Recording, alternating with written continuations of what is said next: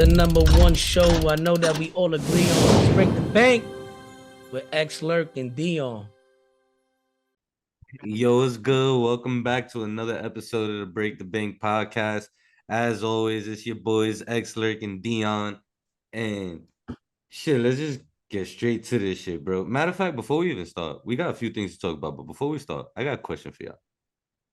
When you put the toilet paper when you take a fresh roll of toilet paper, do you put the toilet paper going over or going under? Over. Gotta be over. Gotta be over. Gotta be over. I was watching. I was on YouTube. Like, I know people been doing this shit for a while, but I'm on YouTube, and Giants had a short out, and it's all different players on the Giants on YouTube asking about, and they asking them like, "Yo, over under," and there was way too many people saying under for my comfortability. Like, yeah, that's just weird. Like, that's disgusting, bro. Like, what are we doing? Then the toilet paper touches the wall. Yeah, like don't be a serial killer. Yeah. Speaking of weird ass questions like that, and I ain't talking about in public. But I seen I think I forget what team it was. It was one of them NFL teams was like, do you wash your hands after you use the bathroom? And a lot of niggas were saying no. Well, I mean, there's a lot of white people out there, so that makes no, they were black. That's wild. That's wild. In public, it's 100% guarantee I'd do it. At the crib, if I just took a piss, like 50-50. All right, so one more stupid ass question before we start, before we really get into what we gotta talk about. So I saw a commercial for a show on Hulu, and the black people was pressing a white dude about washing his legs in the shower. And the dude said, nah. And it's like, he said, but the soap just runs down to the lake. Doesn't it just like wash itself? And I was really mind boggled. Like, are there really people out there that don't scrub their legs when they in the shower? Bro, it's worse than that. There was a comedian, and I ain't gonna lie, it was racist, but it was hilarious. He said that washcloths are for poor people. You know what I'm saying? Who don't use washcloths? Right? Is it because he got a loofah? I'm confused. Like, you gotta have something. You can't just he would just like, yo, I put the body wash in the palm of my hands, and then I get to it. You know what I'm saying? So he's saying that us poor folk use a wash rack to make the body wash. Yeah. He's like people are so poor that they have to put a little bit of body wash on the thing and then kind of make it lather up just so we can make the body wash last because we're impoverished. And while there's some truth to that, is also like, well, how do you scrub the dirt off yourself? But again, white people, they don't scrub their legs. Yeah, my wash rag is mad hard. That shit exfoliate my skin. Like, all right, now that's poor. I don't mean like, you know the same wash rag over and over. Nah, obviously I wash it and I have multiple that I rotate. What I'm saying is, I'm not using no soft ass microfiber washcloth to take a shower. Now you bugging. I got the softest towels imaginable. I need something got to start off soft. Exfoliate. Yeah. Nah, that's poverty. I'm sorry. People are really I'm poor.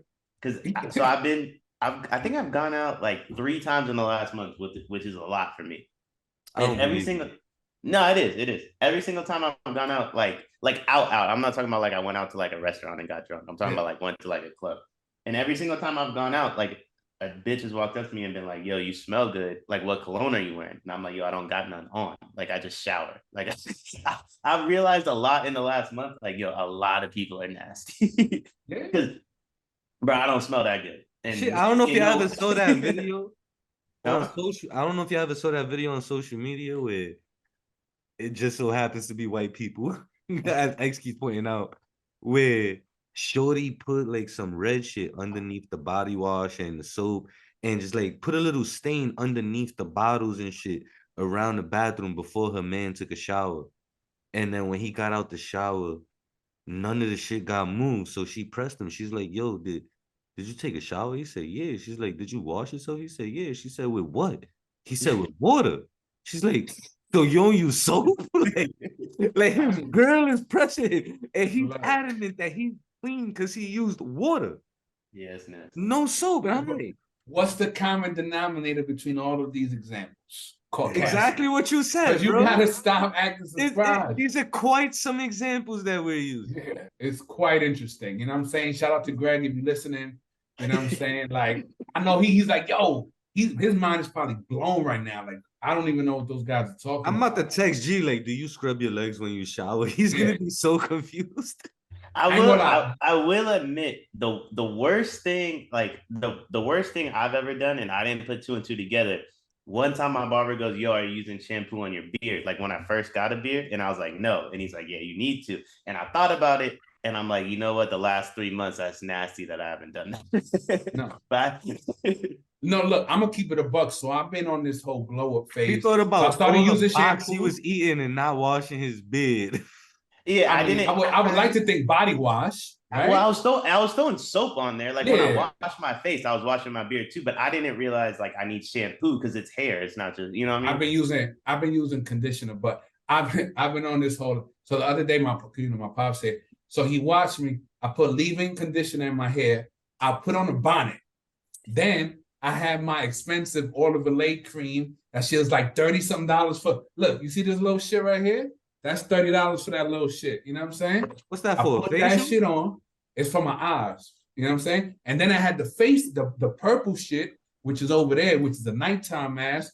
So I got a bonnet, my face covered in face. This pops is like, yo, what the fuck is wrong with this generation? And no bullshit. Look, and my face steamer is always on deck. It's always within arm's reach. No you know way. No and way. then that ain't the end of it. So now I done upgraded my body wash and my lotions. I go to the women's section for the body wash and the lotions. Like you just started going to the women's section? I've been doing that. Bro, there was a point in time when I was buying lotion. I was buying the deodorant lotion too with the black dress on it. Bro, I'm out here smelling like Japanese cherry blossom. I smell exquisite. The body wash is Oil of Olay or Dove. That shit is $9 a bottle. Like, bro, my skin and hair is radiant right now. Like I got a glow. You feel what I'm saying? The reason they think I smell good and have cologne on is because I'm wearing all day shit. Like I ain't gonna lie. The shit back in the day, you go to a chick crib and then you see like what they got in their bag, like, yo, that shit smells glorious. And then they got the body wash that got like the little pebbles in it, so it exfoliate the skin. Yo, bro. Fire. Yo, growing up with a single moms, she used to be tight, always using your body wash, always using your VO5. Have to. VO5. Yo, fam, that's throwback. That's poverty. Nah, I'm not talking about the shampoo and conditioner. I'm talking about the little hair grease that come in the tube. You know what I'm talking about? Bro, I know where you get that. That's the dollar store. You know what I'm saying? Bro, understand. Yo, bro. Act like you ain't grow up with the same income in your household. That shit is like the caulk that they use to like paste to like, you know what I'm saying, put drywall together. That ain't fucking face cream or whatever. You know and that shit had the hair looking smooth. Bro, and that shit had the hair looking smooth. You don't realize like income discrepancies until you go to Bath and Body Wash and get some hand soap and you wash your hands and then you feel them and you're like, bro, what the fuck have I been doing? No, listen, bro. Yeah, I'm still going to Family Dollar for my hand soap. See, I don't even know why you if I don't just steal soap from my mom's crib. I go to my mom's crib and I just be like, yo, what can I rack up on that I don't gotta buy? I'm gonna tell you. So I'm a candle dude, but I always get my shit's cheap. But the other day I get a big box at the door and I'm like, what the fuck? This shit heavy. I open it. Fam, it's 30 of these expensive ass Bath and Body Works candles, bro. I'm like, yo, I hit the lottery, bro. Them shits is $15 a pop. I got 40 of them. I got a different scent in every room. So I'm like, my crib smells. It's probably a fire hazard, but my crib smells fucking marvelous right now, bro. Like I just walk around with a lighter just randomly lighting shit. My shit is like fucking a Catholic church right now. Real quick. Crazy. Before we get into the other shit, Bron spends 8 hours of his day working on body recovery, and he spends millions of dollars on that. X be working on his face for 7 hours. yo, no, fuck the face. Yo, what people can't see underneath that hat is that he's going bald. But tell the listeners, please tell the listeners, before we move on to the serious shit, please tell the listeners your hair routine. Because this shit is mind-boggling. Yo, Deion, you would think he got hair like me, bro. So I got a biotin shampoo. Is meant to volumize your hair. You know what I'm saying? Give it some thickness, pause. And then for the fucking conditioner, I got the collagen shit. You know what I'm saying? That you let sit for like 20 to 30 minutes. And it really, you know what I'm saying? But yo, look, I'm hanging on by a fucking thread here. You feel me? So like, I'm fighting the good fight right now because shit about to get dark for me. He got slightly more hair than you do right now with the fresh cut, and he's putting leave-in conditioner for a half hour. And he ain't even get to the part where he blow drying his shit with a shower cap on. Yo, I used to make fun of hairlines and shit a lot. Y'all remember the cut I got 2 summers ago where she pushed it all the way back? Like, bro, I'm still trying to go back to corner. Yo, when the corner gone, it's gone forever, bro. Listen, I'm still trying to go back a little bit. Just get ready to be I brush down California. I brush down every morning. So I don't test fate anymore. Like, I learned my lesson. Look, as soon as you get the Manu Ginobili fucking roof missing, I'm gonna show up to your barbershop dressed like Big Fendi in the meme. Like, yo, I'm here to make sure that my biggest hater is actually dead. Like, and I'm just standing outside the barbershop waiting for you, like, and I'm gonna just point and laugh. You know what I'm saying? Like, bro, I cannot wait for your shit to go. Yo, bro. so like, I make fun of so many people's head that you not the first, bro. Like, I've done heard it so many times. I can't wait till you start going, boy. I can't wait till your hair start falling out. Or I'm gonna cut your hair while you sleeping. I done heard all types of crazy shit. And but the next time that we together, I'm gonna make sure that we get jumped. And while we getting jumped, I'm gonna reach over and just pull one of your fucking braids out randomly. You're not gonna know who took this shit. Like, yo, son, I will take an ass whooping just for that. Just pull like 2 well-placed braids and it's over for you, son. Like, it's worth it. I'll take the ass whooping for that. You know what I'm saying? Like, I can't wait, son. I'm praying on your downfall daily. I ain't even gonna lie to you, son. Yo, women's cocoa butter, by the way, smell way more coconut than men's cocoa butter. I don't know what the difference is. Nah, I'm gonna keep it a buck with you. I didn't know there was a men's and women's. I thought it was. I don't know. I don't think the men's one is like men's, but women do have their own like. So the difference is that the men's shit is like a lotion, but the women's shit is like an actual butter. Like, but that's what I buy. I go to the I've been going to the beauty supply store for my shit, so I guess we can tell by your name. Yeah. Don't be a hater. Be a hater. You're the only man that get a mustache and that shit is still the same length. Like, that shit's still all the way up to your nose. Like, it make it's gonna grow back. It lasts longer this way. First off, y'all have y'all have Dominican haircuts. Like, why would I get a Dominican haircut? Yo, bro, if you get a Dominican barber, you're never gonna go back to your barber. Nah, I don't want a Dominican barber. You go to a Dominican, you're never going back to your barber. I'm comfortable with my haircut. Yo, Deion. Haircut, all I got. Comfortable and happy is 2 different things. The haircut's all I got. The haircut's all Deion could record fresh from the barber shit. He'll always look 72 to 80 hours removed from a haircut. Because his shit is never like, it never has that. It's like, yo, does he only line up your hairline? Does he not line up the rest? It's right here. It look like he just shaved it and say, get the fuck out. He don't even hit him with the straight edge, bro. He's just doing it with the Andes. Like, that's how I know. He used a T-liner and said, go home. He can't do the straight edge because he did it one time and everyone behind me asked for me to. I ain't even mad at it. That's crazy. Your barber don't respect. That's I don't really need it. I mean, I get a bald fade. I don't like terribly need it. And like, it don't really grow back.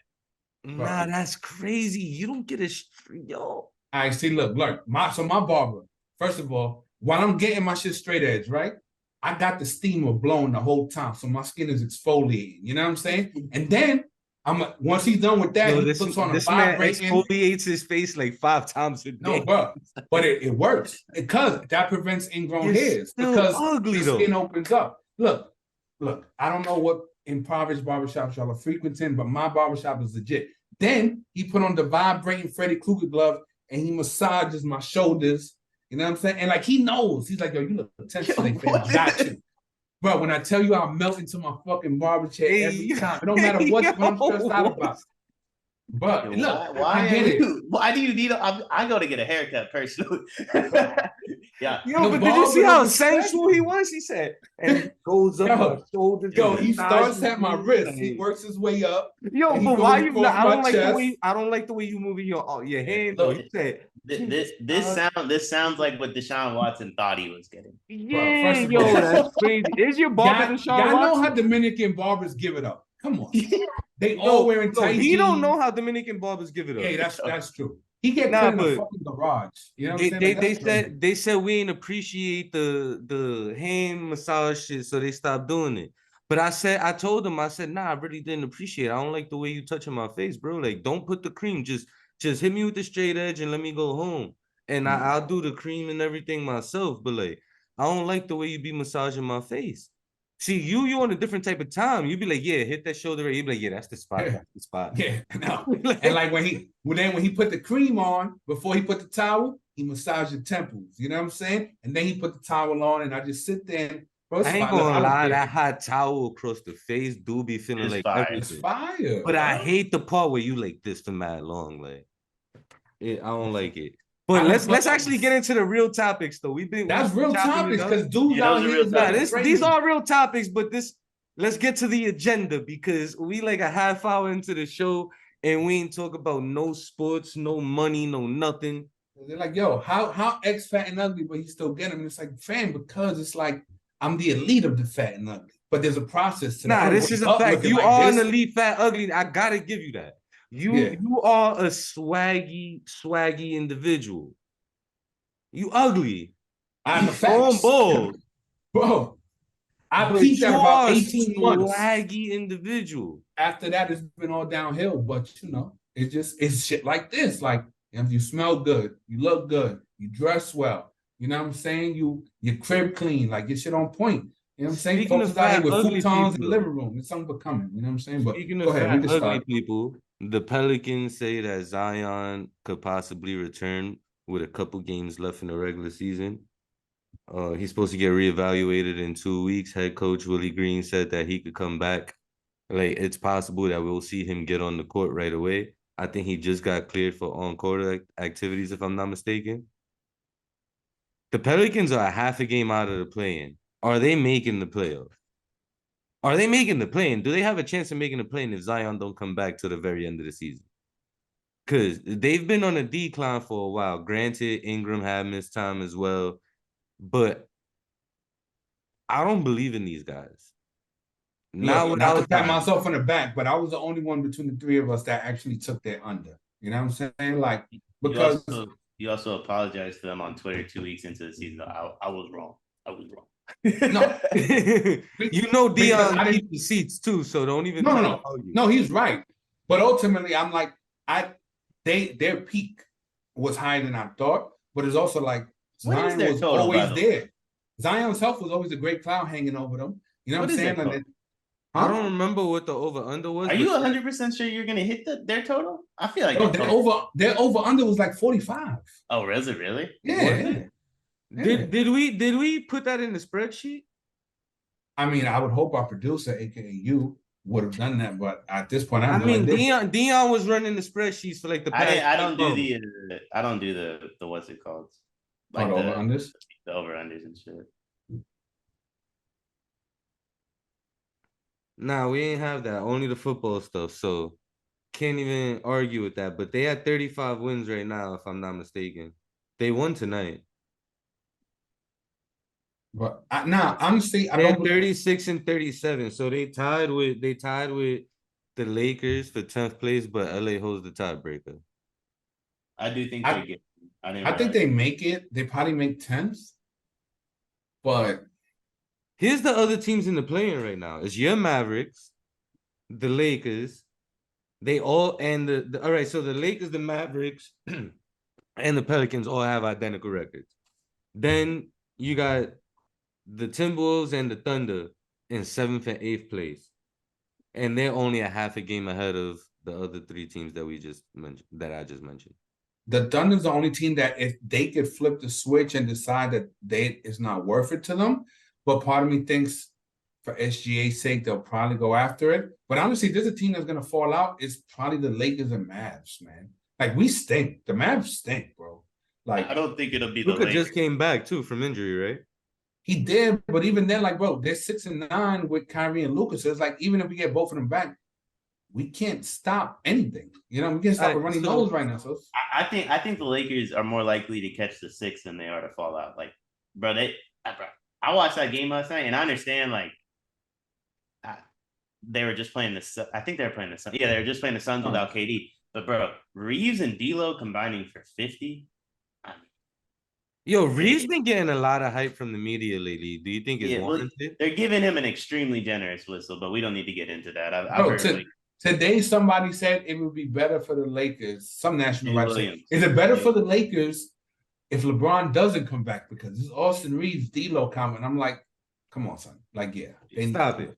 But like when Bron does come back, you have Bron and AD, and now you have like 2, 3, because Malik Beasley could do 2. You have 3 other dudes that could hit for 20. Like, I actually really like that team. I'm not gonna lie. So speaking of the Lakers, like I said, same record as the Pelicans. They are actually slotted in the 10th spot right now. They got like 8, 9 games left in the season. Bron, no timetable to return, but the coach keeps saying that they hopeful that he'll be back before the end of the regular season. Then you got the Timberwolves, 37-37. Cat just came back, hit the game-winning free throws in his first game back from injury. Also in the playing picture right now. Are all 3 of these teams making the play-in? Who misses the play-in out of these 3 teams? I don't think all 3 can make it. I guess the Clippers are another team that could probably fall down too. That I wanted to talk about that a little later on. The one thing that we don't know it's not that we don't, but I don't know it off the top. Like, I don't know who owns the tiebreaker between the Timberwolves and the Pelicans. Like, shit like that matters. Like that Warriors Mavs game. That one game was the difference between the Warriors being up 3 games on us with 9 to go versus us being up 1 against them with 9 to go, because the tiebreaker means that much. So it's like, bro, really, everything could fucking change from one night to the next depending on who ends up winning the tiebreaker. So really, it's going to come down to these teams playing head to head, and those 1 games are going to carry so much weight. So I can't even look at the record because it could come down to 3 games, right? So it's just a lot up in the air. But if you were going to ask me, I think Cat gives the Timberwolves a leg up. I'll go with Deion. I'll say, if anything, the Mavericks probably fall out, and maybe the Pelicans squeeze it. I think Mavs or Thunder. I do think the Pelicans squeeze in somehow.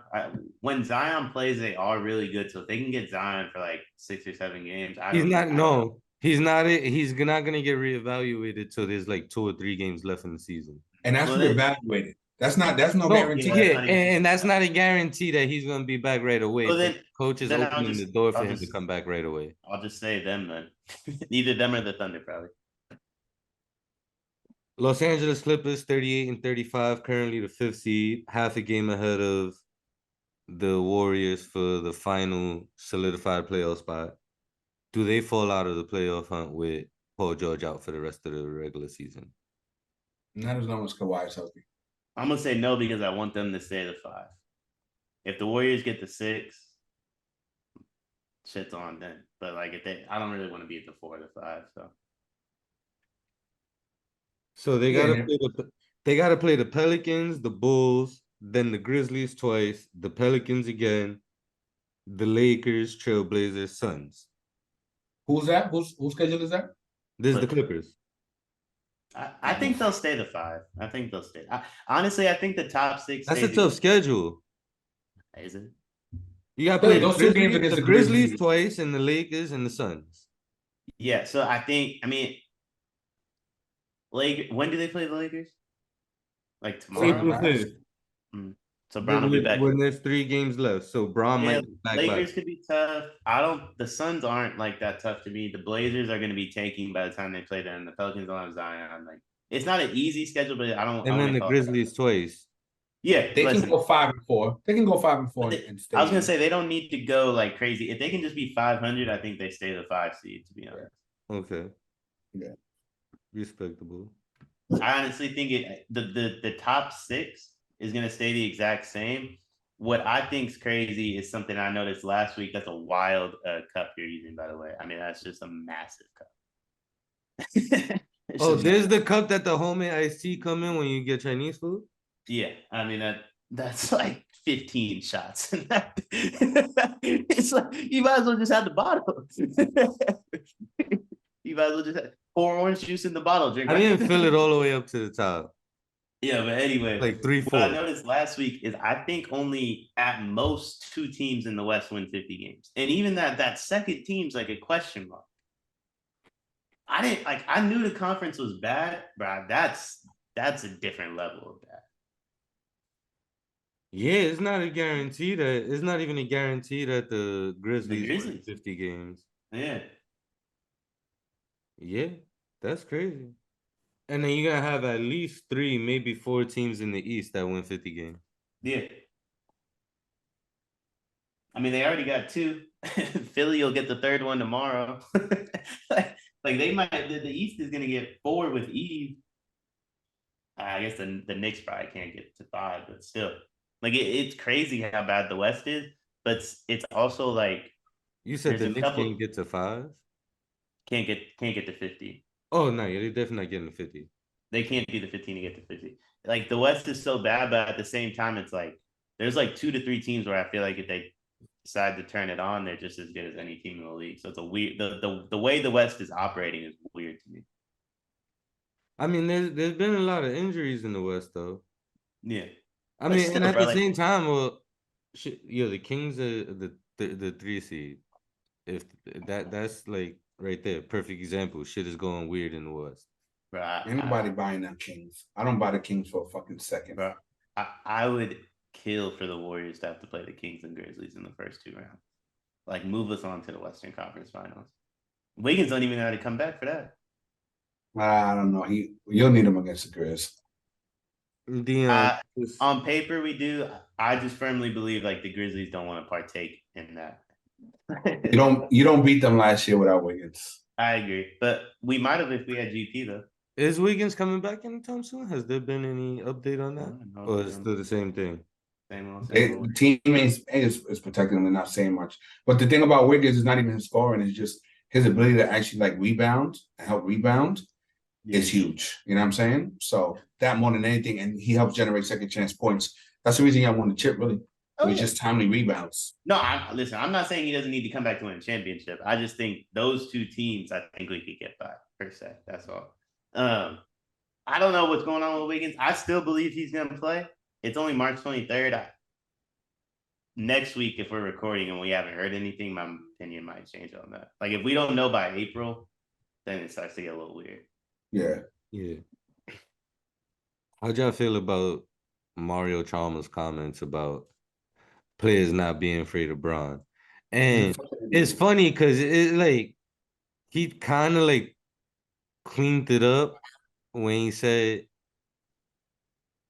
he seen players be scared in front of Bron, but he never seen nobody scared like when they think about playing Bron, as opposed to Michael Jordan. As opposed to Michael Jordan. And it's like a lot of people like trying to paint it like he was trying to shit on Bron. Some people are saying he wasn't shitting on Bron.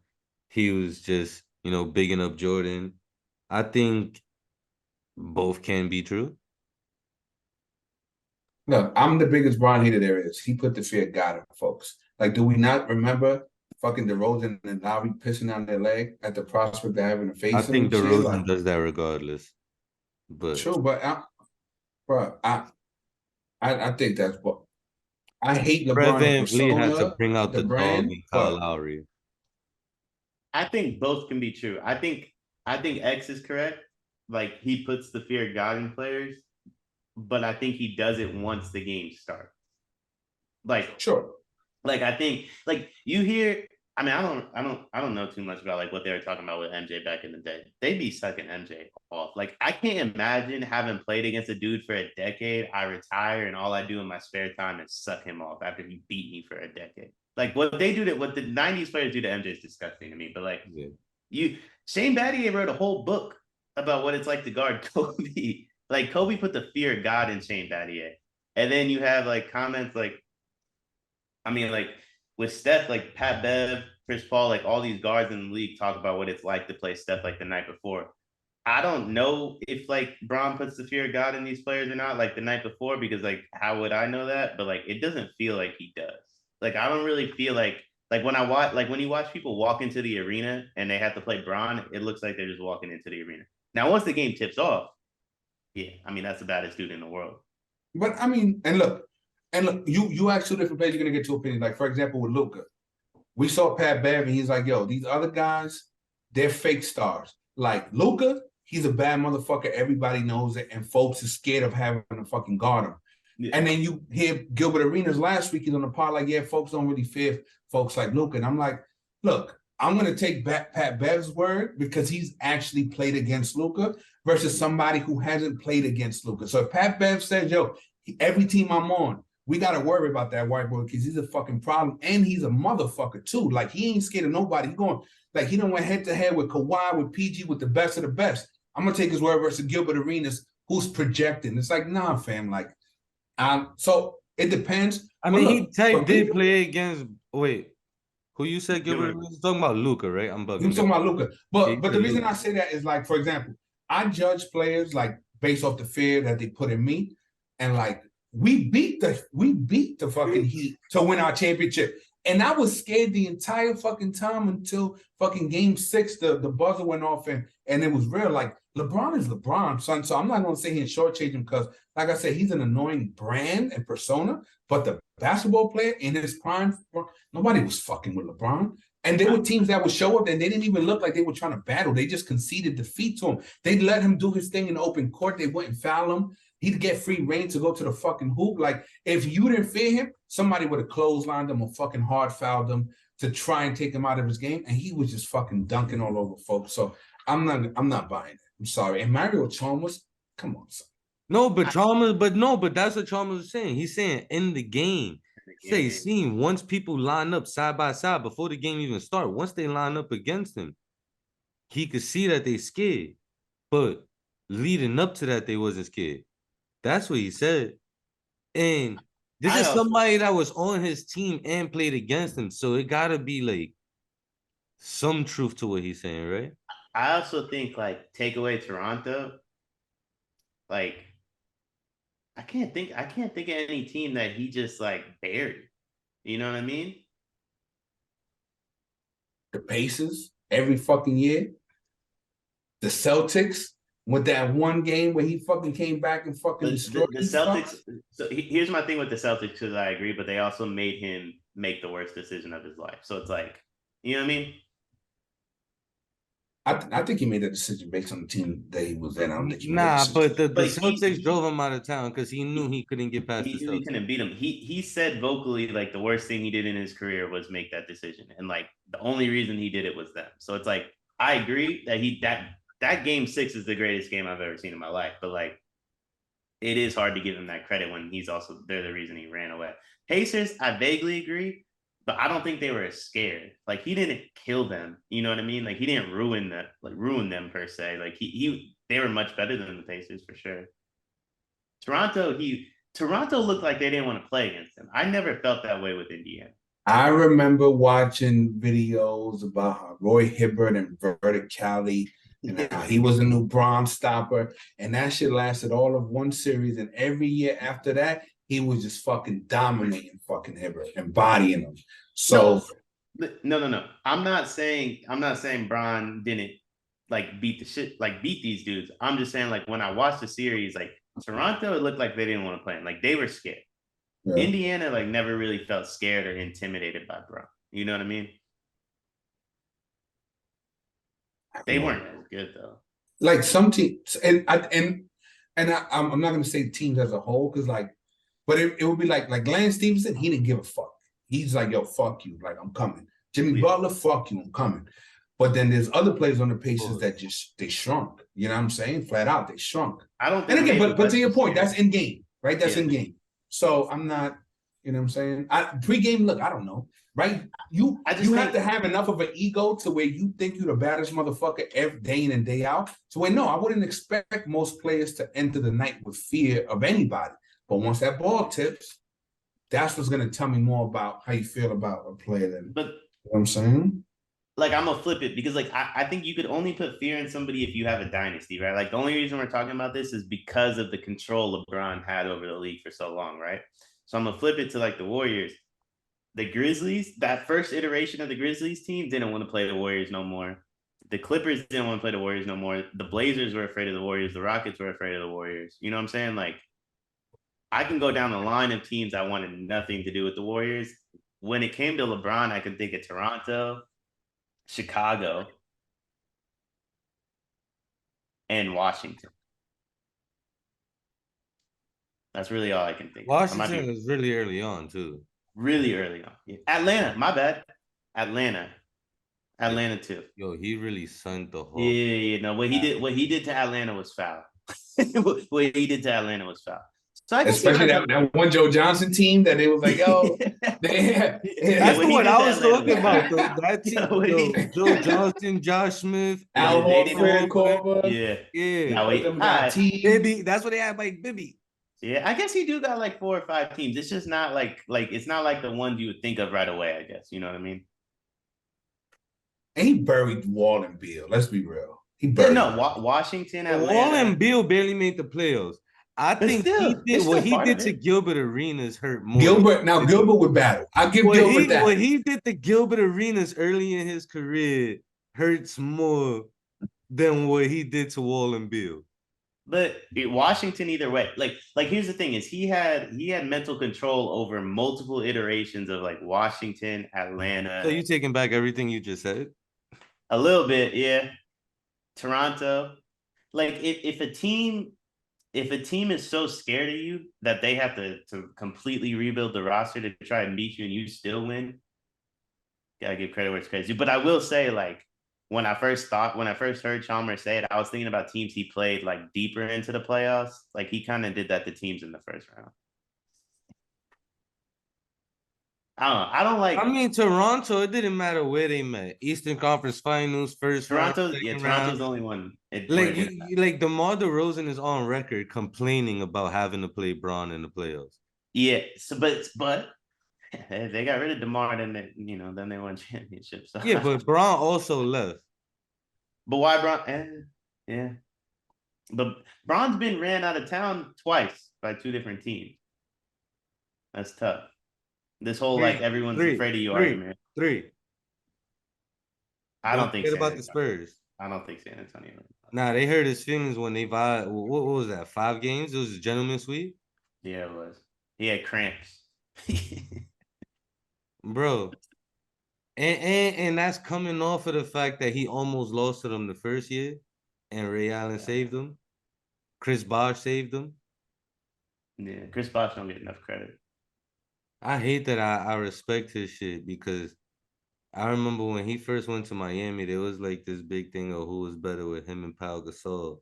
And I fuck with Gasol heavy. Like that nigga was really a beast in his prime too. Yeah, it's like not to be disrespectful. I give the edge to Bosh though. Like in retro, in hindsight, I give the edge to Bosh. I'm giving it. Look, if you want to pick Powell, I get it. But I do think that Bosh just gets disrespected because look, he had to be third banana pause in Miami. Nah, I'm talking about fucking problem in Toronto. That's why, bro. He was 20 and 10, bro. That's why I give it to Bosh because when you factor in how he played in, like the way he played in Toronto when he wasn't third fiddle, and he was so young doing that, and people always talk about how hard it is for a big man to develop in the NBA and how long it takes for a big man to develop, and he played on trash ass team. The reason you gotta give Powell the edge really is because he did his thing in the finals, bro. Like in the highest, in the biggest stages and Powell. You know what I'm saying? And when it came to the finals, Bosh, don't get me wrong, Bosh is not like Bosh didn't play a role. He did. But he didn't play as big a role as Powell. So it's like, okay, yeah, maybe 3 championships, maybe Bosh had better numbers. But when it came to fucking conference championships and when it came down to finals, bro, Powell was a fucking monster. You know what I'm saying? 30-point triple-double in the playoffs with the Lakers. Bro, that's low-key. What you guys just said is why I think it's Bosh. Because, like we look at these super teams, right? And it's like a lot of them fail. And I want it on record. I think that Miami Heat team failed. I don't give a fuck that they won 2 rings. No, they did. They did. Yeah, like that was not a successful experiment. 4 years or 5 years, whatever it was. It was 4. 2 and 4 is not good enough for me. But they should have beat they should have beat my Mavs. Yeah, they only did it because they choked. They should have beat the Spurs twice too. That Spurs team. Nah, I won't say that. That one series, the Spurs, they ran them off the fuck. They Ginobili single-handedly handed the championship. That's because Brown already quit, which is my biggest issue with that dude. Is he makes it known he don't want to be there well before. If Brown bought in, that's a different series. He quit. But anyway, I think it's Bosh because he was a completely different player. Like we like fans put these fake ass super teams together under the assumption that you can just plug names on a roster and he's so good he'll figure it out. And how often do they actually figure it out? It's almost never. Bosh is literally the example of like, let me just throw him on a roster and he'll figure it out. He went from being not just 20 and 10, 25 and 10 with minimal defense at the 4 to being arguably a defensive player of the year at the 5. I would never say I don't think he was ever arguably defensive player of the year, but he definitely improved on his defense, especially rim protection when he was in Miami. He wasn't. And he turned more into a stretch 4, stretch 5 than a low post player like he was in Toronto. He wasn't a defensive player of the year candidate because everyone wanted to give Bron every fucking award for that 4-year stretch. So you weren't allowed to acknowledge how good other people were. I still don't. But which is fair, by the way. Their ability to defend, their ability to defend in crunch time with him at the 5 is what made them so fucking dominant. Because they play these other fucking bums. Birdman. They play them in the first 3 quarters, but when it's 5 minutes left and it's fucking crunch time, Braun at the 4, Bosh at the 5, and then being able to protect the rim is what made them unstoppable. Because at that point, now you just got Wade and 2 shooters. And it's like, how you going to guard it? And then how you going to score on them? Because they can switch everything. And Bosh on the perimeter, you wasn't seeing Bosh getting shook up like that. You know what I'm saying? Like, he could hold his own enough to where he sustained the defense. You know what I'm saying? So I'll give him credit for that. But yeah, I mean, look, it's close. I think it's close. I just give Powell the slight edge just because he played a bigger role. And I would have loved to have seen Bosh be like the second best player in the championship team, but we just never saw it. So, you know what I'm saying? Yeah, I agree. Yeah, and his career got cut short too with the health issues and shit. Yeah, that was unfortunate. You know what I'm saying? Yeah. X. Yo. Your Puerto Rican team. BDR, and then the worst celebration in history of celebrations happened. Yeah. When Diaz goes down. Probably done for the season for my Mets. But y'all was up against Mexico. And your man Rosarena is a fucking monster, bro. Yo, when did he become Mexican? So it's funny. Last year. He became Mexican last year. I thought that they just brought him in like they're doing soccer. Like, yo, I just want to play, make me a citizen. So what happened was, after he defected from Cuba, he actually played in like the minor leagues of Mexico. Like his wife, his kids, his family live in Mexico. And he was like, yo, like y'all gave me freedom. So he just went on IG like, yo, I want to become a citizen and play for them. I feel like I owe my entire life to the country of Mexico. Like, and I just want to do something to return the favor. The president of Mexico reads that Instagram message and he's like, yo, fuck it. We'll give you the citizenship. And then he on the team. You know what I'm saying? So his family has been based in Mexico for years. And it was just like, he was like, yo, like, yo, let me give back to you. You know what I'm saying? Because everything y'all done for me, I just wanted to give something back.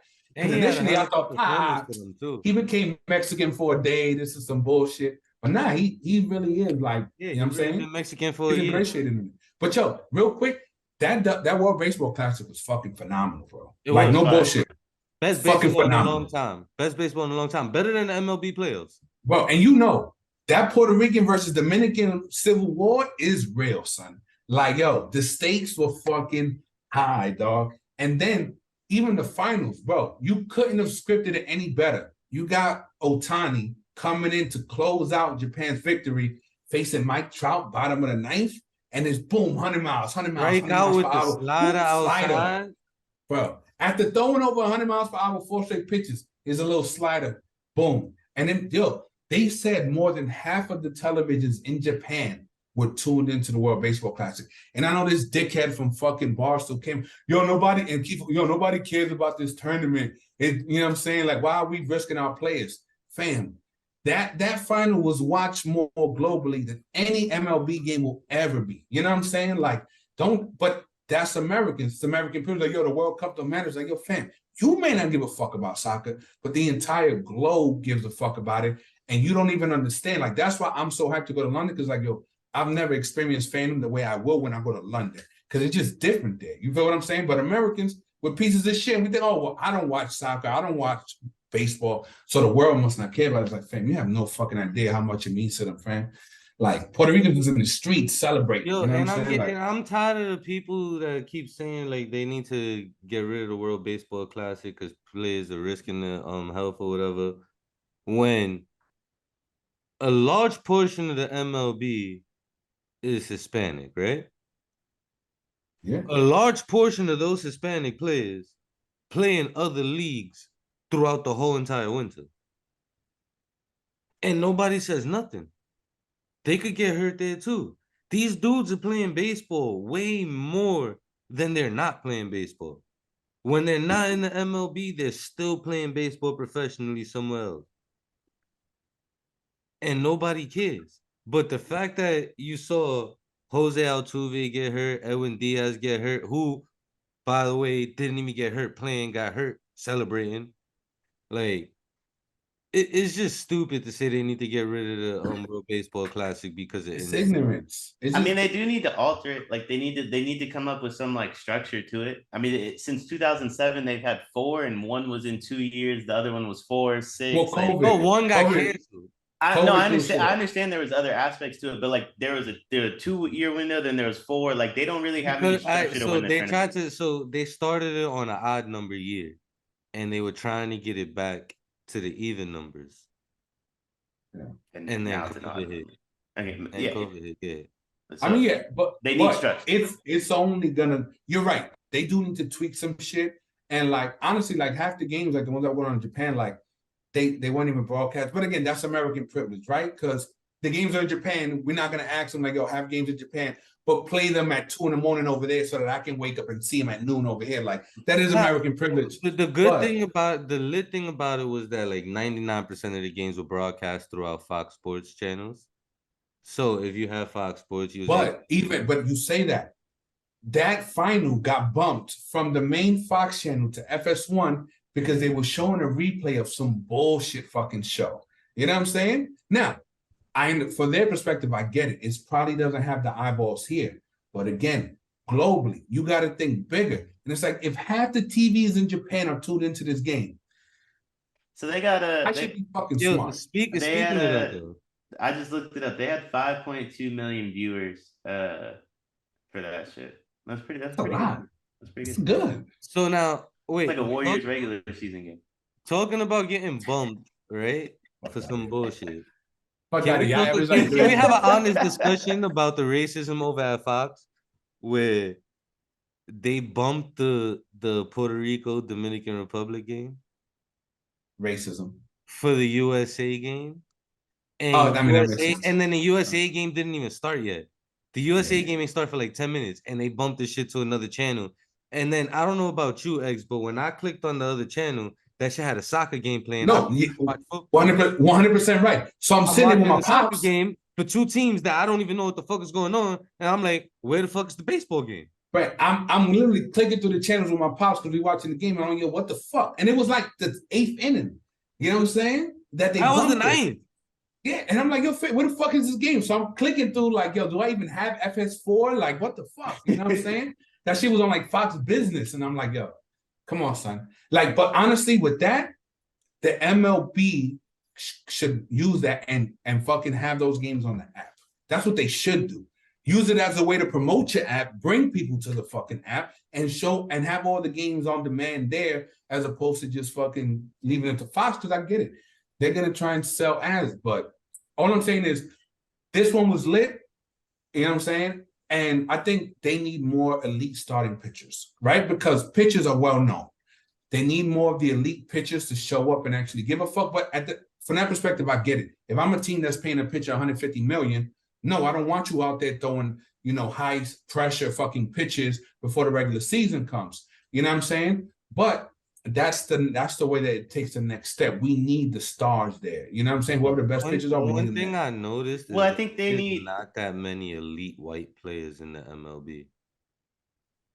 They need, yeah, I mean that's every sport, but they need structure. Like, but MLB is such a baseball is such a white sport, even though we have the influx of the minorities nowadays, mostly Hispanic, but it was crazy. There was what, 2 black people on the whole USA team, Cedric Mullins and Tim Anderson. It's because of baseball. Baseball's And regional. damn near every pitcher was trash. Almost every pitcher that we had was trash. Well, they really, really, really, really, really do need structure, and they need structure amongst the league to participate in it. Like, what makes the World Cup special is that everything halts for it, right? Like, typically it's in the summer, so it's like they're off season, so you don't really have to worry about it. But even this year, it's like we'll just stop all the leagues to play this, right? Mm-hmm. And then you have, and it's every 4 years, and you know it. Like, if you don't, I mean, I guess they knew it was coming up, but like if you don't have anything to look forward to for 4 years, if you're a player, it's going to diminish the likelihood you go. And then if it starts right at the beginning of spring training, like I'm not saying they shouldn't go through spring training, but like why not start it in January and then have it run till like early March? You know what I mean? Like if you're making these dudes choose, and then flip it to spring training, and you have half the league is playing in the World Baseball Classic, but you're still doing split squad matches, and you still have like they need to. There needs to be some structure here amongst both and some cooperation, and then you'll get more people to play in it. But like, if it's gonna be 2 separate entities, if I'm a star baseball player, like I'm not really gonna. And to that credit, like they instituted some little league type rules where like if you pitch 6 innings, you're not allowed to pitch for like 3 more games or whatever. You know what I'm saying? Yeah. Like, it was like if you throw like 65 pitches, then you can't pitch. You can't pitch if you play back to back, you can't pitch in the following. They could probably first of all expand the roster size and have more pitchers on the roster. You know what I'm saying? So that way, you don't have to put as much pressure on individual pitchers, but no. But also, if you do like what Deion suggested, like if you change the scheduling of everything, that you could do away with those rules. Pardon me. You do away with those rules of only throwing 65 pitches or whatever. But you need cooperation. Like to me, it felt like this was happening, but the MLB didn't want it to happen. You know what I mean? Like when the World Cup's going on, yeah, FIFA isn't the Premier League, or UEFA, I guess would be. FIFA isn't UEFA, but like it's not like UEFA's telling them like, nah, like our dudes can't play in that. You know what I mean? And then even the manager of the USA team was saying that he has like certain demands from certain managers on certain players that he has to abide by. Yeah. And at the end of the day, even without those certain demands and restrictions, in your mind, you already know all these dudes have a whole 162 game season they have to get ready for. Yeah. And you don't want to do nothing that's going to put that at risk.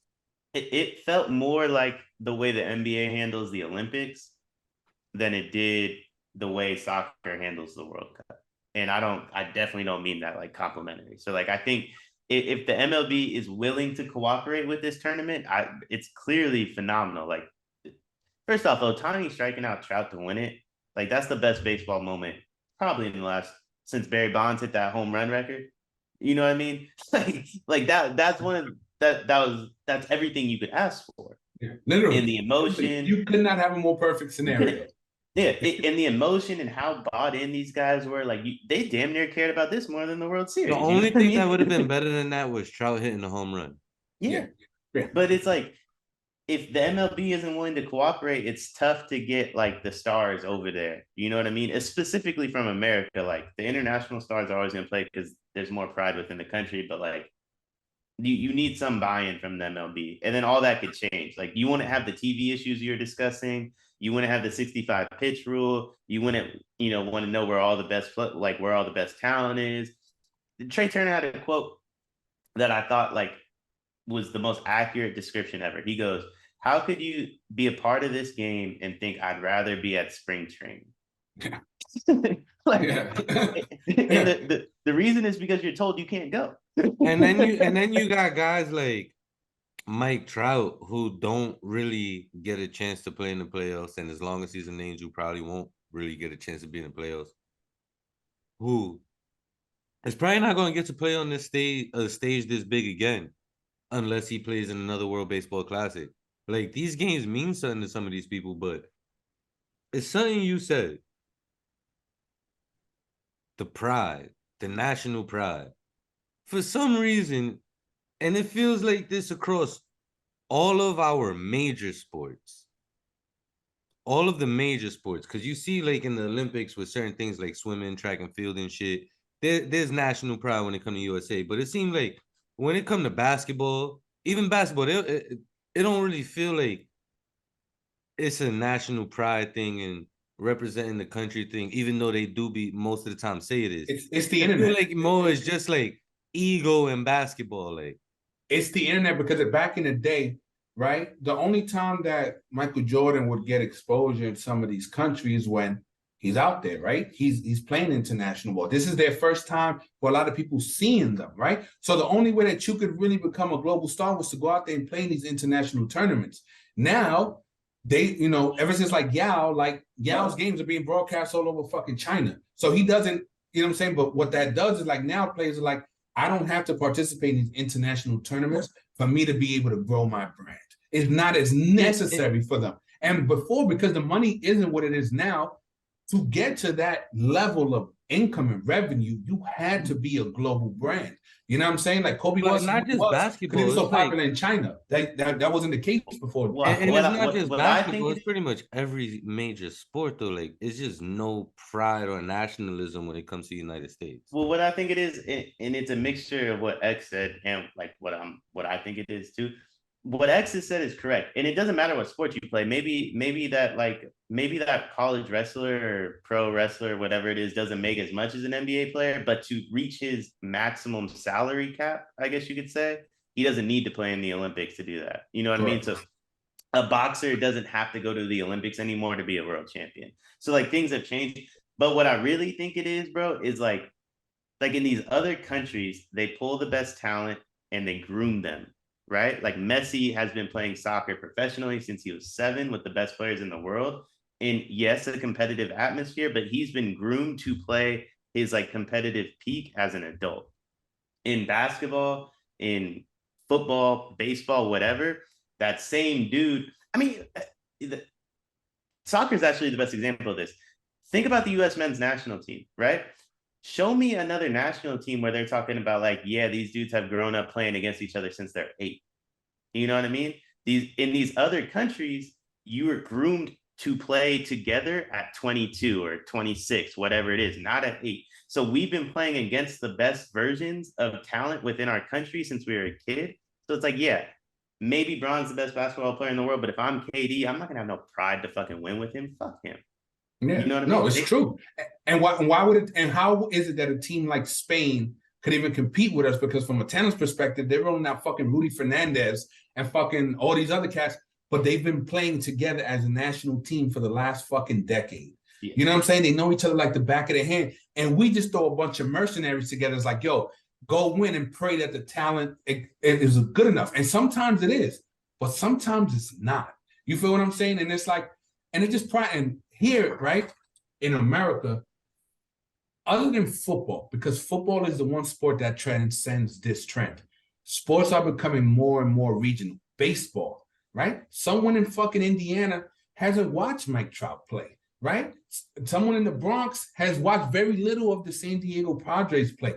You know the people in your region. I can tell you about the Red Sox players, the Orioles players, the Tampa Bay players, but ask me who's on the fucking Mariners, and I can't tell you why, because I'm not watching the fucking Mariners, right? So everything is regional. So even Mike Trout, bro, I can't tell you how many people probably couldn't pick Mike Trout out of the fucking lineup if he didn't have a name on the back of his fucking jersey. Because as good as Mike Trout is, he's nowhere close to being a star in the U.S. So where he should be like, holy shit, Mike Trout, we recognize Mike Trout the name versus Mike Trout the fucking player. There's a lot of people that's probably more about marketing. Yeah. And now basketball, slowly but more surely, it's becoming like that too, because who's the next face? If John Morant is the next face of the league, he's not anywhere close to being the type of brand that can carry the league or can be the face of the league. The NBA has a star problem. The MLB has a fucking star problem. You know what I'm saying? Now, the NFL, because they don't market the face, they market the helmet and the uniform, they don't have that issue. But that's also because there's less games, so every game feels more like an event. You feel what I'm saying? But even me getting into soccer, bro, I watch fucking Leicester versus Southampton. I'm not watching the fucking Hornets against the Magic. I'm not doing it. I'm just not, you know? I also think, like, like,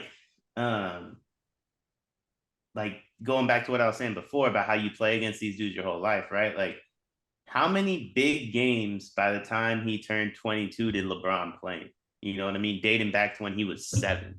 Versus Lionel Messi, it's like he's been in the academy since he was 8. So it's like, yeah, this is the best soccer player in the world, but like he's just now showing it. We knew LeBron was the best basketball player in the world when he was 13. So it's just much different, right? Like it doesn't mean the same. And I kind of get why it doesn't for them. I mean, to be honest. I mean, to a lesser scale, and I did want to bring this up. Are you guys as it now? We're degenerate gamblers, but I don't get the same feeling from March Madness that I used to, right? And it's I just, didn't even play a bracket. Bro, I honestly, like, once my bracket was busted, I didn't give a fuck. Yeah, I'd gamble on individual games, but there's a reason why these kids are putting upsets. Because if you're playing teams that have been together for 3-4 years and you just have a bunch of one and dones, yeah, they're more fundamental. They play more as a fucking team, and it means more to them.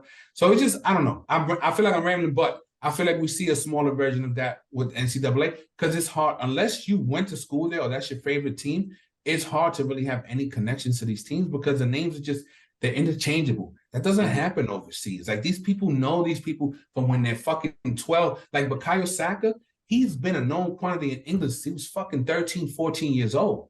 You know what I'm saying? Like, the national pride that comes along with watching somebody like that blossom, bro, like, we just can't compete with that in the US. You know what I'm saying? And here, we don't really develop relationships or ties to these players unless they come to your favorite team and then they start playing for you. But before that, we don't have any connections with these fucking players. We don't give a shit.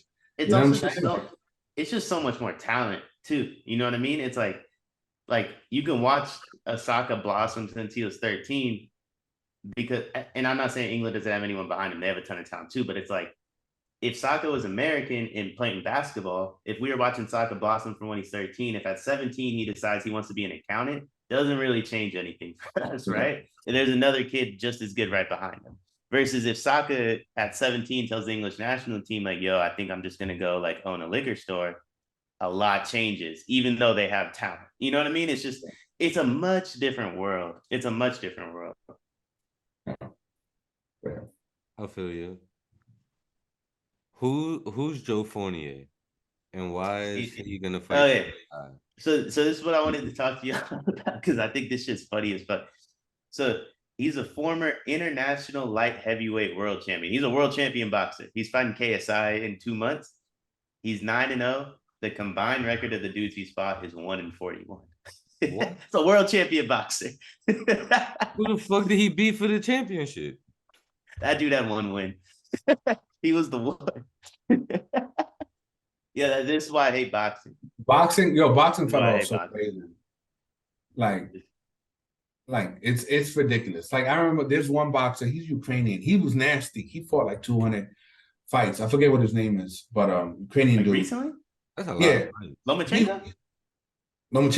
Yeah. That's He had a title fight in what? His 3rd professional fight? Yeah. Like, that's crazy. Hey, listen, he was a dog, though. No, he was a fucking monster. Did he win that title? But you should not be able to get a title fight in your 3rd professional fight. You just shouldn't.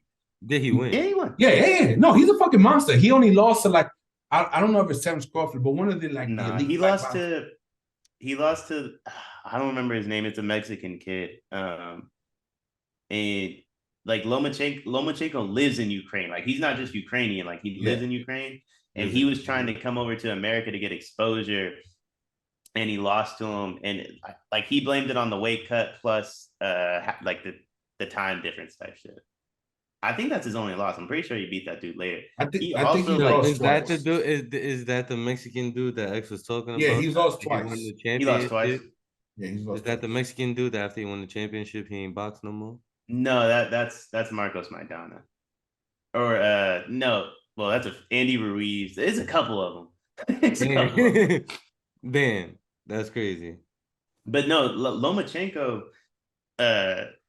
was like, when the Ukraine-Russia war started, he was supposed to fight like 3 months later. He canceled the fight to be in the army and like save somebody. We were wrong. Lomachenko lost. He lost to Orlando Salido in his 2nd professional fight in a title fight. He lost to Salido. Yeah. But yeah, he was. He lost to Gary Russell Jr. That's the other dude that he lost. Gary Russell, who was also an Olympic boxer, who was nasty at the time. So but he was in the army, left the army after like saving a bunch of people's lives, and then beat somebody up like right after. He's a dog, man. He's just a robot. Like that's why he be losing. Like you can tell he don't really got a ton of swag to him. So like if he goes up against someone with swag, he's kind of stiff. That's tough. He fights in Crawford and Spence and all them weight class though. Boxing is shit, and it's a shame because I really loved fucking boxing. There was nothing like watching like a major championship fight.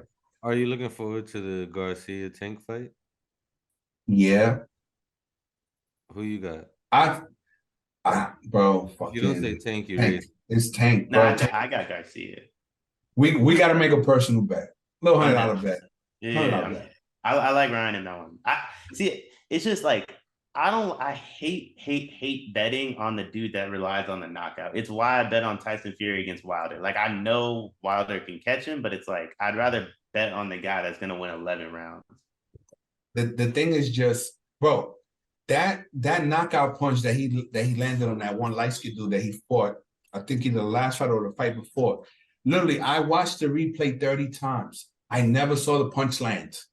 It was so fucking fast and so on point that I'm like, yo, when the fuck did he land that punch? His hands are lightning fast. With all due respect to Mayweather Promotions, that might be because the punch didn't land. No. Yeah, that shit might have been fixed. He had a falling out with Mayweather too. Mayweather said he can't use his boxing gym to train for the Garcia fight. So I guess they had some sort of falling out. Doesn't Ryan Garcia fuck with Floyd? Like Floyd kids fuck with Ryan Garcia or something like that.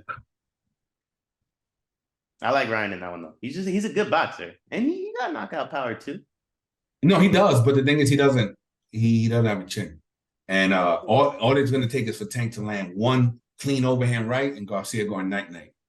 Someone dropped him once before. That's why we think that, right? Yeah. Because that was really the first time he got caught clean. Because I ain't gonna lie, Garcia been fighting fucking tomato cans. I've watched all but like one of Garcia's fights. I'm not gonna lie. He's been fighting all like the well past their prime, but they're a name, so they're gonna give him credibility type of fighters. But those dudes are obviously fucking gatekeepers and stepping stones. He hasn't fought anybody that's anywhere close to him talent-wise. So that's why I'm like, this is gonna be his toughest test by a wide margin. I feel like Gervonta has faced better competition and made the better competition look like they weren't shit. You know what I'm saying? Garcia just took care of fucking business. Plus, I don't know if this fight goes 10, 12 rounds, I don't know if Garcia got what it takes to really be efficient in round 10, round 11, round 12. I think Tank can. You know what I'm saying? So because of that, it's not just a knockout. If Garcia don't knock him out in the first 6 rounds, shit might get dark for him. But I think the same could be said for both because Ryan Garcia is going to land a million body shots that Tank's never felt before. So I feel like if it gets later in the rounds, like they both might be gassed. It's a good fight. And credit to them for actually making it because there's a ton of fights that should have been made that never got made. But I think right now, there's just such a lack of star power that it's like for these promoters to make money, you got to bring them together and hope you get a fucking trilogy out of it. Because really, that's the most lucrative fight out there right now. You know what I'm saying? So I got Tank in the fight. I don't even think they lack star power. Like who's a star? Terrence Crawford is a monster. Is he a star? He can sell out Nebraska. He's not selling out Garden. It's because they won't fight each other. Like I think you have stars, but if you're not fighting each other, you can't build stars, right? Like it's the promotional companies that them beefing and them try to keep all the money in house. I agree because nobody wants to give up 50% of a purse to another promotional company when they're like, I can just have him fight a tomato can and I get 100% of the revenue. Yeah. So why would I put my cash cow at risk? Because if my guy gets fucking destroyed, now he loses his bankability and now I can't sell out his local arena and collect all that gate revenue or whatever. Exactly. But you can tell that there's a star power issue because HBO was completely out of fucking boxing, right? Well, Floyd did that. Yes, but also it's like these lesser fights are going to pay-per-view because there isn't a network that's willing to to meet the purse demands. What ends up happening then is that really the only people who are watching these fights are hardcore boxing fans. Before, if you were a casual fan and you saw on Twitter, yo, fucking such and such is fighting such and such, like, this fight is crazy. I see it on Twitter, go to HBO. Now they just made a fan out of me. Now, hey, these two guys are brawling out on this random pay-per-view. I'm not going to cough up $50 fucking to go watch that fight. So it limits their exposure, which limits their ability to become true like stars that can actually like sell out Vegas, sell out Atlantic City, sell out the Garden. A lot of these fighters are regional. You know what I'm saying? Like, I've never seen so many fights like in Miami or Nebraska or in these random fucking states, and that's just because they can't sell out arenas, you know, outside of their hometown. I still think it's because they just won't fight each other. Like, I look at the heavyweight division. You got Anthony Joshua, Andy Ruiz, Usyk, Fury, Wilder. But you're right. Francis Which leads to my Ngannou. point. HBO isn't going to pay Ryan Garcia $5 million to go fight a fucking tomato can. Now, if Ryan Garcia is going to fight fucking Tank, now they're more willing to, yes. Now we'll up the purse demand. We'll meet the purse demands and we'll put it on HBO pay-per-view. You're going to get Harold Letterman. You're going to get fucking George Foreman and Roy Jones commenting. It's going to feel like an event, which leads to bankability. So I think both of them go hand in hand. But like, there's a lot of names. The names don't fight each other. Like, I just listed off 6 heavyweights. You know what I mean? Like, if Francis Ngannou fights Tyson Fury, that's the biggest fight of the year, right? Are they going to fight? Probably not. Probably not. Like, Deontay Wilder and Anthony Joshua should fight. Like, it makes sense. They both lost. They're both like, and also the heavyweight division is ass, right? Because I know that there's some electric fucking flyweights, but good luck selling a pay-per-view with some fucking 126-pound fighters. But even right? take Tank's division. Tank, Ryan Garcia, Bud, Spence, there's the twins, the Charlo twins. Though they're all within 10 pounds of each other, and we're finally getting 2 of them to fight. Yeah. You know what I mean? So it's like, it is what, like, I think there's a ton of names out there. I just don't think those names are willing to fight each other. That could be promotional. That could be them. It could be a mixture of both. Whatever the reason is, like, if they won't fight each other, then it doesn't matter if you're a big name or not. Yeah. Jake Paul officially sold 775,000 pay-per-views. Like, already? Yeah. For the last Fury fight. That's amazing. They said that's amazing. That's going to be the biggest fight of the year. And that is an amazing number. I don't want to bash him. I'm just saying, like, a Conor McGregor fight sells 3 M's. You know what I mean? Like, why do 3 million people?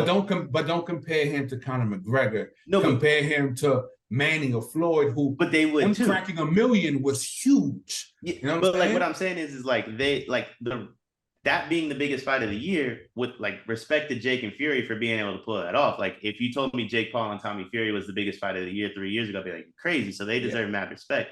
But the reason it's the biggest fight of the year is, like, Jake Paul put his money where his mouth is. He put his nuts on the table, and so did Tommy Fury. And, like, the reason we love Pacquiao and Conor and, like, Floyd to an extent too, because Floyd wasn't, you know, like, maybe we didn't like some of the fights he chose, but it's not like he was fighting nobodies. Like, they were willing to put it all out there for the world, and a lot of these dudes aren't, which is why 775,000 is a big deal now. Conor, I don't think Conor's won a fight in 5 years, but if tomorrow he went on pay-per-view, he's cracking 2.5 million. Easy. And Floyd knows that. That's why there's the rumors of him and Floyd fighting again next year. Like, he's always going to be a moneymaker. Pacquiao's coming out of retirement for the same reason. Like, and it's because these dudes were willing to, like, embarrass themselves on national television if it came down to it. Not Floyd.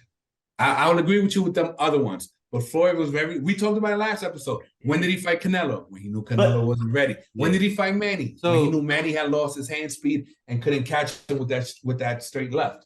Ricky Hatton, though? Ricky Hatton was a fucking bum. He was out there beating up on fucking English and Scottish fucking tomato cans. You know what I'm saying? But he fought Ricky, he fought Victor, he fought Sugar Shane. Like, he fought a lot of dudes at the top. Like, were we wrong about a lot of those dudes? Yeah. You know what I mean? Like, were we wrong to think Ricky hadn't had a chance against Floyd? Absolutely. But at the moment, that was the biggest fight the world had, right? Like, you can go down a list of 10 Floyd fights. It's very few and far between where it's like he wasn't fighting the best possible opponent. Maybe we were wrong. Like, other than that stint where he wouldn't fight Manny, and, you know, who didn't want to fight? He was fighting the biggest names, but he wasn't fighting the best fighters of that time because the best fighters of that time didn't have the bankability of a Miguel Cotto, right? Of course, yeah, no, of course. But like, was washed, he was fighting he was fighting the best fighter he could possibly fight. You know what I mean?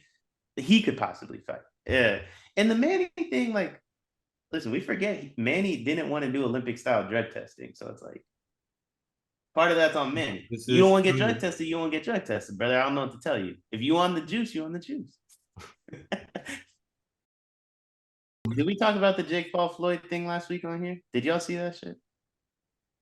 Where Floyd tried to jump him with yo, that was crazy. What happened with that? Why they tried to get at him like that? My son got Floyd wants to fight him.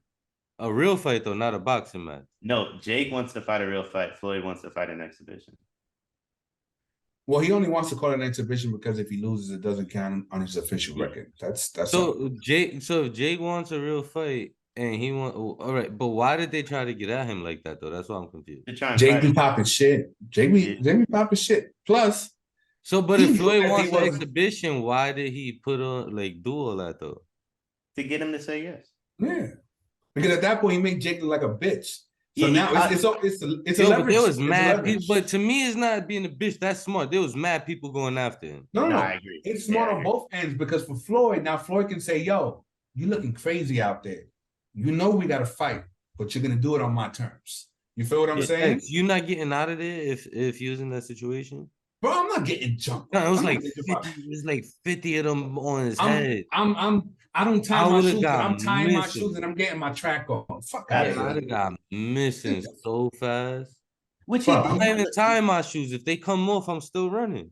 I thought they both. I'm gonna run a hole through my socks if I have to, but bro. Plus, you talk about Floyd. I don't give a fuck how old Floyd is or if he's smart. It's fucking Floyd. He's tagging Floyd. My there shit. Was like 50 people on his head. It was hella people, bro. And those are professional security, bro. That's how. That's the exact same way Floyd got Manny to agree to the fight. Remember, Floyd pulled up on him at the Heat game. Mm-hmm. It's the same exact way. And it was a photo op on him the way they were shaking hands, and it was like, "Hey, I came to negotiate." Yeah, like that's different from running down on them in the street with 50 people and you gotta handle Jake a little differently. Well, plus, I mean, agree. When the fight gets announced, what do you think is gonna be spliced into every fucking hype video? Fucking video of Jake fucking getting the fuck out of it. So do they do the tag team? Trying to sell a fight. Is it gonna be a tag team? I think the two of them just like Jake has to have an expiration date, right? Like if you have as much money as I just don't think he's gonna want to get hit in the head forever. Yeah. You know what I mean? You got as much money as him. This is legalized bank robbery. And most boxers box because they have to. Yeah, he doesn't have to. So like I feel like he has a 2-year expiration date. So it's kind of like that'll be the last one. Like I went out and I fought Floyd type of thing. I mean, look at his brother. His brother not fight no more. He used that to leverage it into a contract with WWE, and he's using the WWE to platform himself into something else. You know what I'm saying? Like, hey, I hate both of them motherfuckers, but I give them credit because they are aiming the system. I hate Jake Paul anymore. I tell you, fuck with him. I don't fuck with Logan because of that Japan shit, but I fuck with Jake. Nah, yeah, I tell you, fuck with Jake. Jake. Hey, listen, Logan could eat a dick. But even Jake, when I didn't like Jake's interview with Bomani Jones, right? Because Bomani's asking a legit question like, because Bomani was like, "Yo, what happens to you if you lose?" Mm-hmm. Right? Yeah, you riding the wave and you beating these tomato cans and these quote unquote former athletes, but what happens if you lose? Then this whole house of cards falls apart. He's like, "Oh, bro, who the fuck are you?" I did see that. Yeah, I did see that. And it's like, yeah, you fought Tyron Woodley 8 years after he was a world champion in MMA, who was never known for being a fucking striker. Yeah, you can say you fought a former world champion, but you didn't fight a fucking world-class boxer. So just, I get it. You're selling the dream, but just be real. He was selling a fight. Like, I don't know. I was always curious how Jake would react to a loss, and like the way he's handled losing to Tommy Fury, like that comment he told Bomani Jones just feels like he was selling a fight. You know what I mean? He's a dickhead. He's a dickhead. He's a good guy. I think I want to start a new segment. Before we end every show, Deion, what you been watching on YouTube? I'm about to watch. I'm about to watch about the sports. Not YouTube TV. No, about the sports is a golf YouTube channel. Okay. 99% of my YouTube videos is all golf related. I be trying to, you see the grip. Have you played pickleball again? Yeah, so I went. So one of my local gyms turned the whole gym into a pickleball gym now. Fire. So I go to 24-hour fitness now, but like I'm about to switch over there when my membership expires in May. I played again on Tuesday, bro. Yes, I'm fat, so my heart probably beats faster than it should. But I played for 60 minutes. I burned 1,200 calories, bro. Like, that's it, bro. 1,200 calories. You could jog on a treadmill for an hour and not burn 1,200 calories. Bro. I mean, like you might burn 700-800. You're not burning 1,200. Bro, yeah. I was out there like a fucking pterodactyl on cocaine, bro. I was getting. I got the metabolism of a cheetah on cocaine, so. Yeah, but you have the ligaments of a cadaver, so really, what good does it do you? You know what I'm saying? Pickleball. Cadaver might have more cartilage than I do. Pickleball fun though. It's fun, bro. It's it look lit. You ain't even really gotta move. No, see you like you ping pong on the floor. Nah, bro, you gotta that's understand. Just ignorance. Bro, that's Bronx ignorance. I mean, I got 8-foot wingspan. You could win without moving if you choose to. You know what I mean? Like that's your decision. If you're good, you're that good. That's against old folks. I got the same wingspan as the Kembe Mutombo, but and you can't get that close to the net. You can't get that close to the net. I don't need to. You do because the ball has to bounce. I don't need to get that close. And what you're gonna do when I fucking Hulk smash the ball right into like your chest? Yeah, like I got the reflexes. Maps. I got the reflexes of a cat. But the ball has you smoke bounce, too much weed for that to be true. Get out the way and then get I'm not gonna smoke while I might smoke. Bro, our podcasts are 35 minutes longer than they have to be just because of how slow you move. But you tell them pickleball court, you're gonna fucking be fast? Come on, son. Come on. Yo, you making up stories, but that was Yo, speaking of boxing, by the way, that was a good one. To bring it back to boxing real quick, the Tyson Fury Alexander Usyk fight just fell through. That's exactly what's wrong with the sport. Negotiating, right? Because Usyk should have star power, but Tyson Fury looking at him like, fam, you're in no position to demand anything. I don't need this fight. You need me more than I need you. You know what I'm saying? So you're gonna come here and demand 30, 40%? Like, yo, fam, you're gonna take this $5 million flat and you're gonna shut the fuck up and be happy. And Usyk probably feels like, yo, I'm a world champion. Now I'm not taking a $5 million salary. Like, I want a percentage of revenue. And he's in no position to leverage that because Usyk isn't selling any arenas out on his own. You know what I'm saying? So it's to be expected. But that's the problem, man. The best fighters aren't the most marketable. And whenever you have that. Part of it, like, I understand what you're saying. Like, I understand why Usyk's saying this because if he loses, it's over. So, like, this is his one shot. You know what I mean? Nah, like, fuck all that. Don't be a bitch. Nah, don't be a pussy. Like, I agree. But, like, that's what he's doing. Like, he's the only reason he's negotiating so hard is because he's scared if he loses. Like, that's the real reason. Like, and I get it. But, like, still, it is what it is. And plus, remember, with HBO being out the game, with Triller being out the game, with these different networks. Yo, what we got? What is ESPN? Showtime and Dazn? It's just, Showtime and Dazn. Wait, what'd you call it? Dazn? The Zone? The Zone, nigga. It's the Zone, but there ain't no O or E, so it's Dazn. And ESPN Plus? ESPN Plus? Yeah. Like that, isn't the Garcia fight on ESPN Plus? The man said Dawson with so much confidence that it threw me off. Yo, but you know what? I got a cosign before you started flirting around with your Ivy League degree. Bro, Deion don't actually watch sports, bro. That's the secret to this whole podcast. I don't. So I had that. Listen, I don't. We gotta cut it right there. I had that DAZN shit when it came out. I got rid of it. That's the worst. Oh yeah, that shit was mad. It was free, and I wanted to watch the Triple G Canelo fight, so I got it on the free trial, and I was good. And then look, y'all just need better friends. I got a group of 4 to 5 friends. And we each pay for like 1 to 2 services and share it. So I got access to 15 apps, but I pay for 2. You know what I'm saying? So what I don't want access to that app. I need you to be a better friend to me then. Yeah, look, like for example, I get MLB TV free because I got T-Mobile. Yeah, so me too. I share that with all my friends, and in return, I get Hulu. In return, I get DAZN. In return, I get fucking Apple Plus. In return, I get fucking Showtime. I don't pay for any of that shit. You know what I'm saying? Yeah, I just got granted access to Netflix for me having Hulu, so I understand. I need to know, like, but that is a different level of poor. Like that. No, you're nah, one. You're not gonna poor shame me for being efficient with it. No, I'm not talking about you. Lerk is one of 3 American Netflix. households without Netflix. That did I say Yo, you know the funny shit is that like I get Netflix for you not having too. Netflix? I just never activated it. You not having Netflix got you put on a list somewhere. The government's like, yo, he's up to something. They're like, yo, we're watching him. You know what I'm saying? We got to keep an eye eye on on that poor.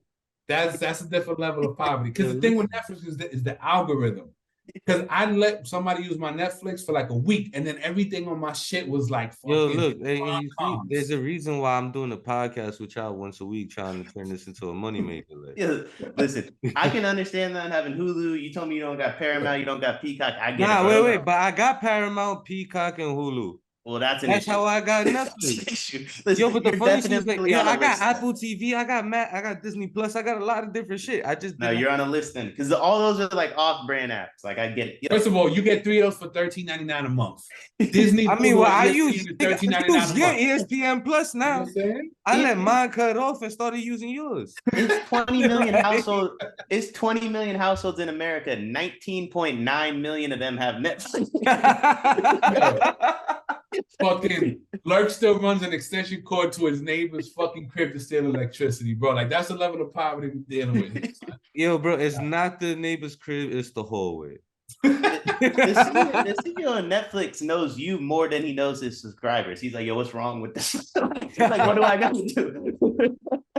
Like, look, I've been trying to remain humble, but there's certain acts of poverty that I just can't overlook. Yeah, I used to have Netflix, but I never used it, so I cut it off. I've never heard of nobody that does and then that. I couldn't. I've never looked at my list of subscription and be like, yo, I'm gonna cut Netflix off. Like, yeah, I didn't use it, so I was like, yo, fuck it. The only reason why I even had the Hulu and the Disney Plus was because other people was using it.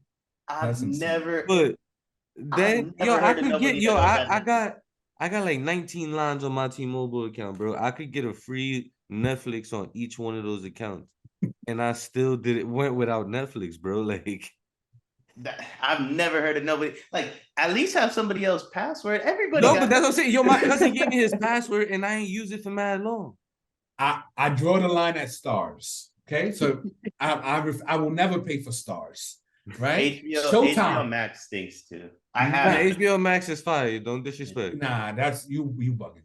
Nah, I rewatch Succession. I rewatch Game of Thrones. There's too much rewatch. The Wire, Sopranos. There's too much rewatch. Boardwalk Empire.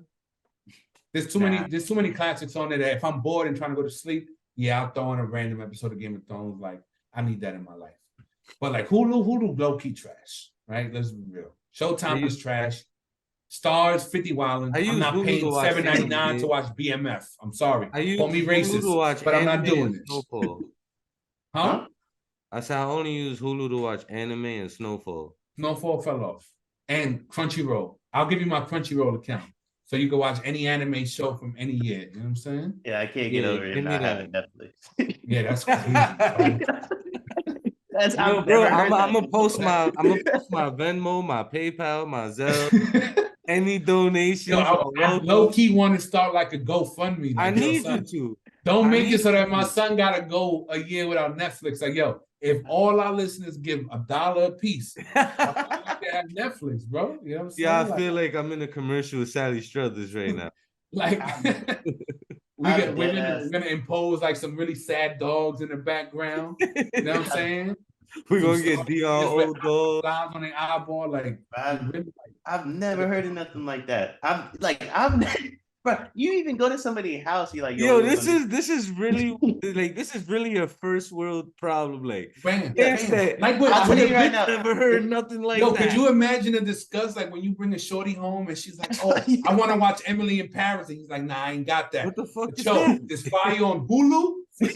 Yeah, I was gonna say. I got a fire. Listen, I got a fire stick that's jailbroken, and I don't even use it. I unplugged it.